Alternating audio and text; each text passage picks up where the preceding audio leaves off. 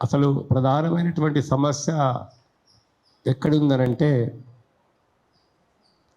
ఒకప్పుడు సమాజం కోసం దేశం కోసం ఆలోచించేటటువంటి వాళ్ళు నాయకులుగా ఉండేవారు. నేతాజీ సుభాష్ చంద్రబోస్ కావచ్చు, భగత్ సింగ్ కావచ్చు, మహాత్మా గాంధీ కావచ్చు, అనేక మంది ఆ రోజుల్లో స్వార్థం అనేది లేకుండా, స్వార్థం కాదు, తమ ప్రాణాలను కూడా పణంగా పెట్టి జైలుకు పోయినా, దెబ్బలు తిన్నా, ఆస్తులు పోగొట్టుకున్నా, ఎన్ని రకాల ఇబ్బందులు పడ్డా కూడా దేశం కోసం మేము ఉన్నాము, దేశం కోసం ప్రాణాలు అర్పిస్తాము అనేటటువంటి త్యాగశీలురు నాయకులుగా ఉండేవాళ్ళు. దాని తర్వాత క్రమక్రమంగా అధికారాన్ని హస్తగతం చేసుకోవడానికి కుట్రలు చేసేవాళ్ళు, కుతంత్రాలు చేసేవాళ్ళు, రకరకాల పనులు చేసేవాళ్ళు అధికారంలోకి రావడం అనేది మొదలైందన్నట్టు. తర్వాత కాలంలో ఎటువంటి పరిస్థితి వచ్చిందనంటే, కేవలం దోచుకోవడానికి, డబ్బులు సంపాదించుకోవడానికి అధికారంలోకి రావడం అనేది ప్రారంభమైందంట.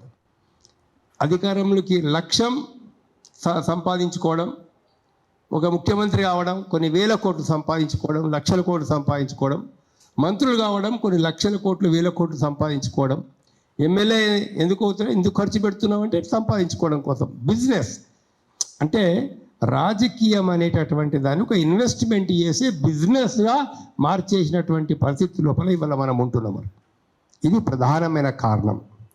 దీని స్థానములో ప్రజల కోసం ఆలోచించేటటువంటి వాళ్ళు, సమాజం కోసం ఆలోచించే వాళ్ళు, దేశం ఎలా ఉండాలని చెప్పేసి ఆలోచించే వాళ్ళు, కొంచెం మేధావుల యొక్క కనీసం మనకు తెలియనప్పుడు, ఇప్పుడు మాకు తెలియదు అనుకోండి, మనకు వారికి ప్రొఫెసర్ వాళ్ళ బాబురావు లాంటి వాళ్ళ సలహాలు తీసుకోవడం మనం, లేదా ఇప్పుడు హనుమంతరావు వారి చీఫ్ ఇంజనీర్ ఉండే అలాంటి వాళ్ళ సలహాలు తీసుకోవడం. అంటే ఉన్నారు మేధావులు సమాజంలో నిస్వార్థంగా ఆలోచించే మేధావులు ఎంతోమంది ఉన్నారు సమాజంలో.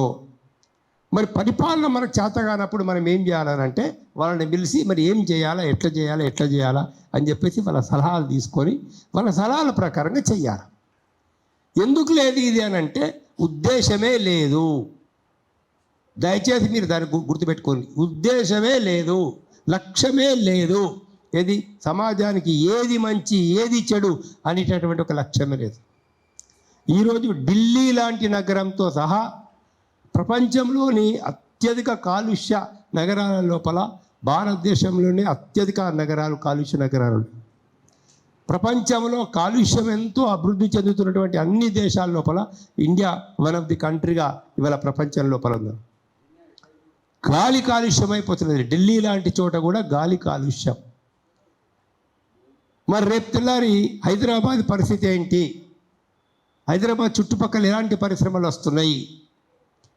ఎవరికి మనం పర్మిషన్ ఇస్తున్నాము? ఫార్మా కంపెనీలకు మనం పర్మిషన్స్ ఇస్తున్నాము, రకరకాల ఫార్మా కంపెనీలకు.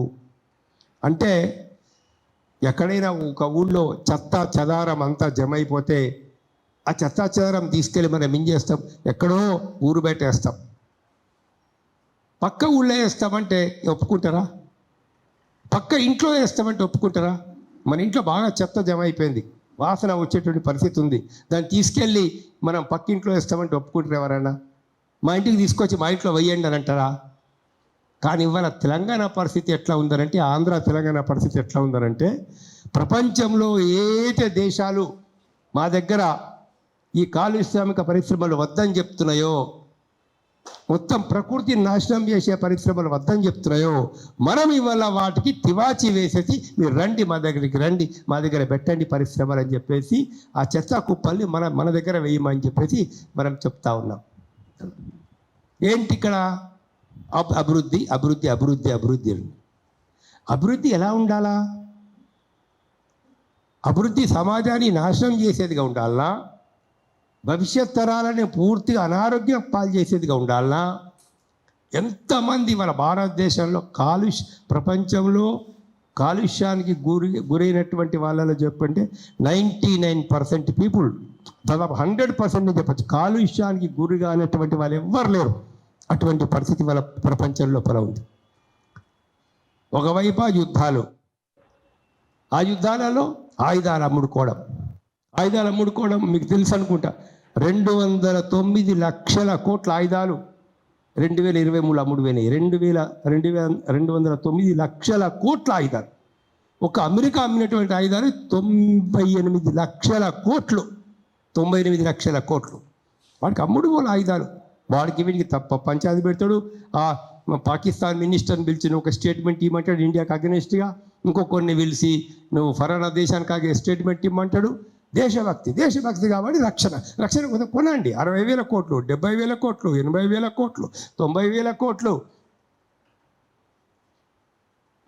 మరి కొంతమంది ఏమని చెప్తున్నారంటే డిఫెన్స్ పర్చేజింగ్లో ఉన్నంత కమిషన్ ఇంకా దేనిలో కూడా దొరకదు. రెండే అండి, మందుల పరిశ్రమలు ఒకటి, డిఫెన్స్ ఒకటి. ప్రపంచాన్ని నాశనం చేసేటటువంటి స్థితిలోపల ఉన్నారు మన రాజకీయ నాయకులందరూ కూడా.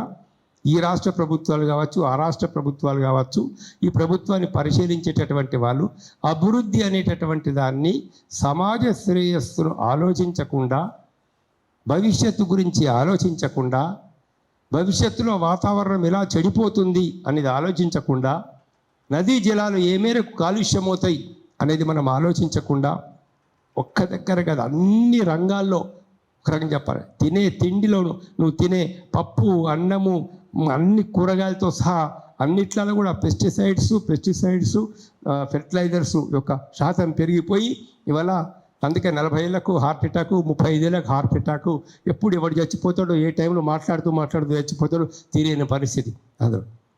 సో ఏంటి మరి భవిష్యత్తు ఏంటి? మన పిల్లల భవిష్యత్తు ఏంటిది? మన వాళ్ళకి అక్కడ ఏం గాలి పీల్చుకోవాలి? ఇప్పుడు కాటపల్లి గ్రామం కావచ్చు, మరొక గ్రామం కావచ్చు, లేకుంటే ఆ దివీస్ కంపెనీ ఉన్నటువంటి ఏరియా కావచ్చు, ఇక్కడ చోటుప్పల్ దగ్గర మొత్తం 5-6 గ్రామాల 10 గ్రామాల పరిస్థితి.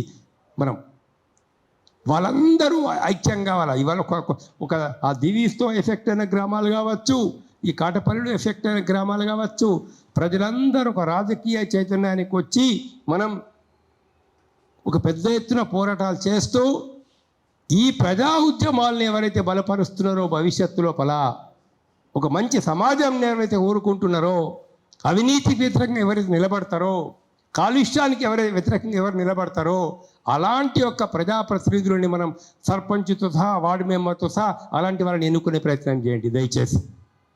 దయచేసి అలాంటి వాళ్ళని ఎన్నుకునే ప్రయత్నం చేయండి. మీ ఊళ్ళో కానీ చుట్టుపక్కల కానీ సర్పంచ్ వీడు ఉండాలా, మీరు చెప్పేటట్లు వినేవాడు ఉండాలా. దానిలో వ్యక్తుల ఇక్కడ ఎంపీపీ మెంబర్ కావచ్చు, ఎమ్మెల్యే కావచ్చు, మరొకటి కావచ్చు. అప్పుడు సమాజం అనేది మారుతుందండి. అంతవరకు సమాజం అనేది మారదు. మనం ఎన్ని రకాల ప్రయత్నాలు చేసినా కూడా రకరకాల గ్రీన్ ట్రిబ్యునల్స్ అవి ఇవి ఎన్ని ఉన్నాయి, హ్యూమన్ రైట్స్ కమిషన్, ఇంకోటి ఎవన్నీ ఉన్నా కూడా ఇవన్నీ కంటి చూడుపు చూడడానికి, పాలు కనుక పొంగుతుంటే వాటి మీద నీళ్లు చల్లడానికి వనికిస్తాయి తప్పించి పెద్ద ఎత్తున. అయితే బాబురావు గారు చెప్పినట్లు ప్రజలందరూ చైతన్యవంతులై ఆ టెక్నికల్గా అన్ని ఉపయోగించుకొని పెద్ద ఎత్తున పోరాటం చేస్తే వెనుకకు ఒక తప్పదు ప్రభుత్వం కూడా. మన దిలావర్పూర్లో అదే జరిగింది. మన ఆదిలాబాద్ జిల్లా నిర్మల్ దగ్గర అక్కడ వాళ్ళు ఆ పరిశ్రమ ఇథనాల్ కంపెనీ పెడతామనంటే దిలావర్పూర్ ప్రజలు పెద్ద ఎత్తున ఆందోళన చేసినారు. పెద్ద ఎత్తున ప్రజలు ఆందోళన చేసి చివరికి ఏంటంటే నేషనల్ హైవే మొత్తం, ఏది నిర్మల్ నుంచి బైన్సా బాసర పోయేటటువంటి హైవే మొత్తం బ్లాక్ చేసి పారేసినారు 2 days దాదాపుగా.